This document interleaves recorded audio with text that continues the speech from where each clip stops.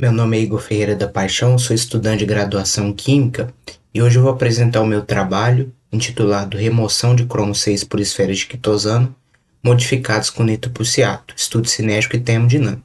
Esse trabalho foi desenvolvido com a colaboração de Luísa Sabino Moreira, Matheus Pedroso Duarte e José de Oliveira Marques Neto. Meu orientador, professor Carlos Roberto Bellato, do LIQUAM, Laboratório de Instrumentação em Química Ambiental, do Departamento de Química da Universidade Federal de Viçosa. O cromo é um metal que pode ser facilmente encontrado na natureza, e ele pode ser encontrado na crosta terrestre, principalmente na forma de minerais. Os estágios de oxidação variam de cromo 2+, a cromo 6+. O cromo 3+, é essencial para o metabolismo humano e animal. Entretanto, o cromo 6+, que é utilizado nas indústrias de tintas, curtimento de couro e indústria metalúrgica, seus compostos apresentam efeitos carcinogênicos. Por isso é muito interessante e importante que os resíduos desse tipo de indústria sejam tratados antes do descarte em corpos d'água. A quitosana é um biopolímero muito abundante na natureza. Ela é obtida a partir da desacetilação alcalina da quitina. A quitina é um polissacarídeo que é encontrado em exoesqueleto de artrópodes. E o nitroprusiato, por sua vez, é um fármaco com propriedades de vasodilatador. É muito utilizado em casos de emergências hipertensivas. Os objetivos desse trabalho foram, então, sintetizar esferas de quitosana modificadas com nitroprusiato, QTSRNP, aplicar essas esferas na remoção de cromo 6+, de soluções aquosas e realizar o estudo cinético e termodinâmico do processo de adsorção de cromo 6 por essas esferas. Como resultados do nosso trabalho, nós obtivemos a caracterização do nosso material. Uma das técnicas empregadas foi a difração de raio-x. Na figura 5A, nós podemos observar os padrões de difração de raio-x da quitosana pura, que apresenta dois picos característicos relacionados a grupos hidroxilas e grupos aminos da quitosana. Na figura 5B, nós observamos apenas um pico, e isso indica para a gente que houve uma perda de cristalinidade após o processo de reticulação da quitosana. Na figura 5C, nós observamos os padrões de fração de raio-x do nitroprusiato, que apresenta picos bem definidos. Isso demonstra uma grande cristalinidade do nitroprusiato. E na figura 5D nós observamos os padrões de raio-x do nosso material final, que são as esferas de quitosana impregnadas com nitroprusiato. Nós podemos observar que as bandas do nitroprusiato estão sobrepostas por essa banda característica da quitosana, ou seja, isso indica que houve de fato uma interação entre a quitosana e o nitroprusiato. Outra técnica utilizada para a caracterização do material foi a espectroscopia no infravermelho. Na figura 6A nós podemos observar o espectro de infravermelho da quitosana pura, e nela nós podemos ver bandas características da quitosana que são encontradas na literatura. Na figura 6B nós observamos uma banda característica da ligação CO próximo de 1030 centímetros a -1.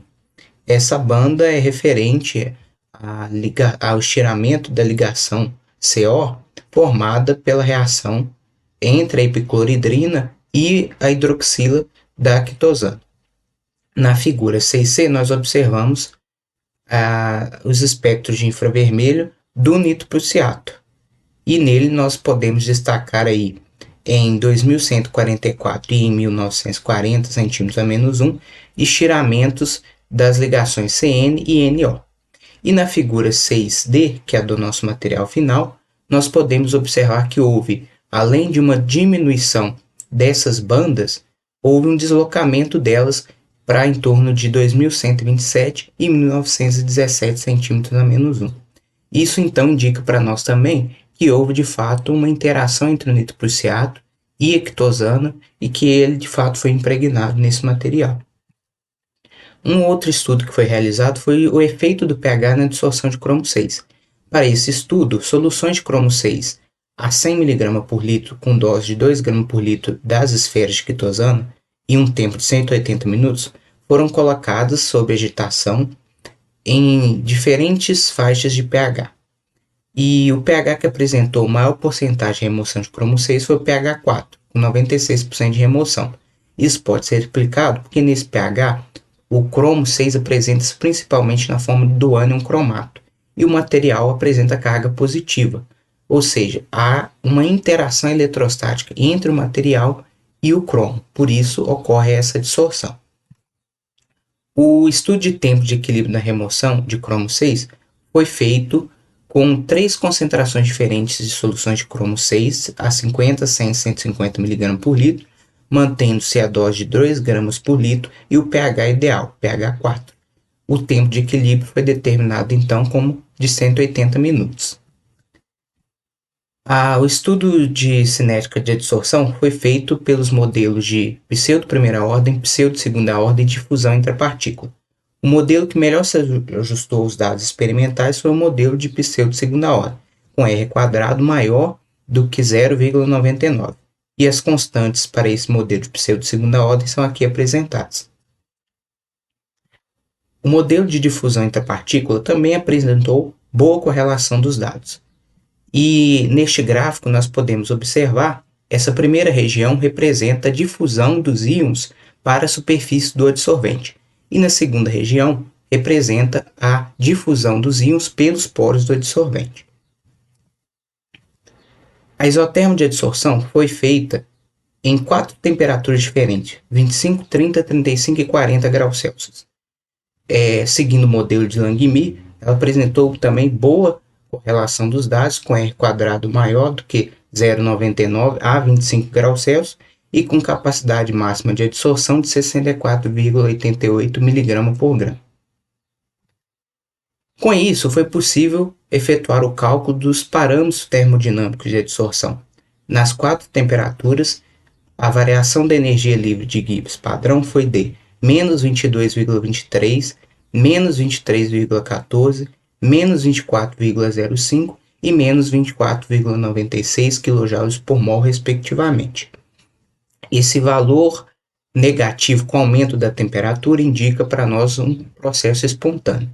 A variação da entalpia padrão foi de 32,02 kJ por mol. O valor positivo indica que o processo é endotérmico.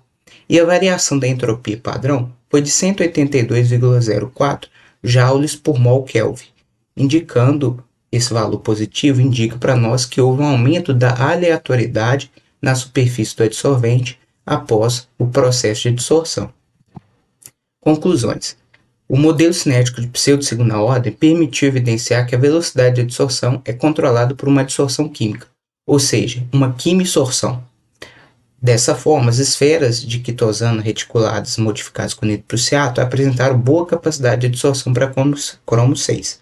E assim, essas esferas se mostraram promissoras para a remoção de cromo 6 de soluções aquosas.